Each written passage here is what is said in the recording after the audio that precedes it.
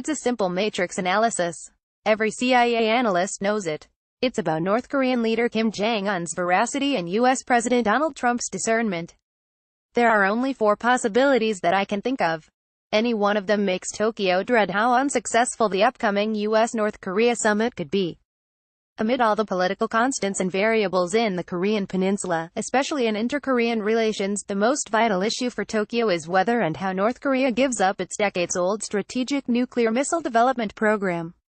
Theoretically, there are 4 scenarios. Point 1. Successful but most unlikely scenario: Kim is honest and Trump is insightful. If Kim is determined to dismantle his nuclear arsenal in a short period of time, and if Trump is convinced that Kim will do so, it would be a job well done, and Trump could be eligible for the Nobel Peace Prize.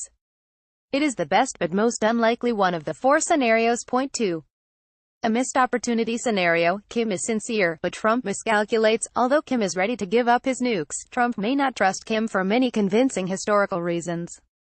Even if Trump's advisors are competent, he may not believe what they say and only trust his gut feeling. It is another unlikely but tragic scenario in which a rare historic opportunity could be lost. Point 3. A return to confrontation scenario: Kim cheats again and Trump anticipates it. If Kim is the real heir to his father's and even his grandfather's cunningness, he may not have much choice. If Trump takes good advice from his aides and penetrates Kim's wiles, the meeting will fail and Trump may walk out and leave the summit. But could he really do it? 4.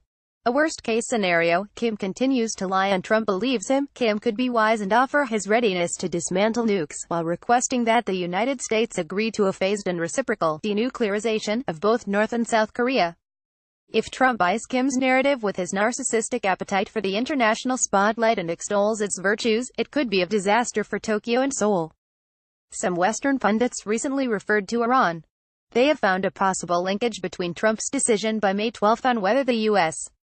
will withdraw from the Iran nuclear deal, also known as the Joint Comprehensive Plan of Action (JCPOA), and his attitude vis-a-vis North Korea in the upcoming historic U.S.-North Korea summit. Even Trump, when asked whether pulling out of the Iran deal sends the wrong message to North Korea, argued that he thought it would send the right message. It is most likely, however, that no message will reach Pyongyang, no matter what Trump says or does on May 12.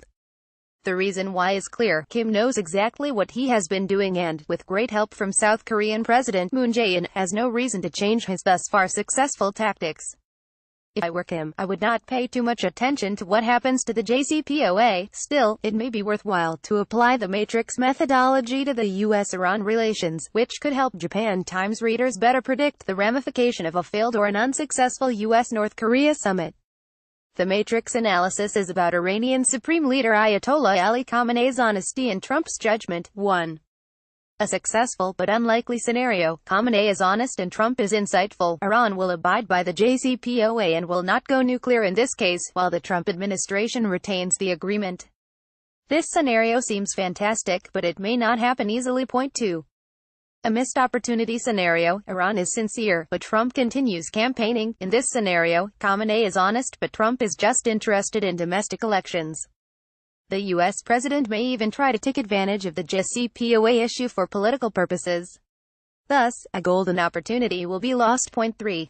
A return to crisis scenario: Iran cheats, and Trump is fully aware of it. Despite the JCPOA deal, Iran may harbor a hidden intention to develop its nuclear arsenal and Trump is convinced this is true. In this case, Trump will abrogate the Iran nuclear deal, and this may lead to a direct Iran-US or Israel confrontation. Point 4. A worst-case scenario: Iran lies and Trump believes it. Trump maintains the JCPOA but virtually acquiesces to Iran's secret nuclear weapons programs. This is a nightmare for Sunni Arab leaders in Israel, which may even lead to the latter's, or a joint limited attack against Iran's nuclear facilities. Although both Iran and North Korea have ICBM-capable long-range missiles or rockets, Iran has no nuclear bombs or warheads while North Korea does. Despite its self-contradictory deficiencies, therefore, the JCPOA might have been effective in at least putting the Iranian nuclear program on hold for 7 years. A possible deal with North Korea, however, is much more complicated and difficult. Unlike the JCPOA with Iran, a member of the Treaty on the Non-Proliferation of Nuclear Weapons, no deal has been implemented by North Korea, which left the NPT regime twice, in 1993 and 2003. The world naturally requires a deal with Pyongyang that is much more strict and punitive than the JCPOA. Which one of the above scenarios looks most likely?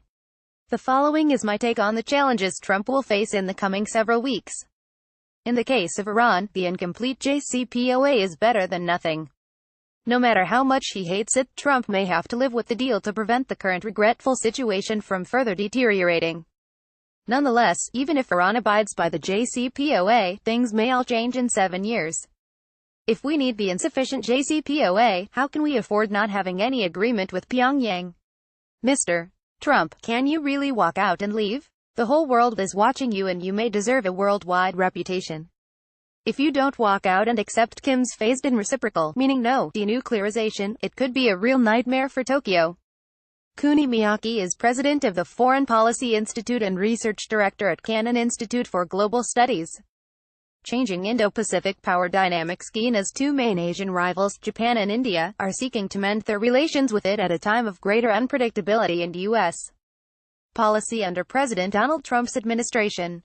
Chocolate's sustainability challenge. In the 1970s and 1980s, when multinational firms first linked sustainability to business success, the chief catalyst was vulnerability, not altruism.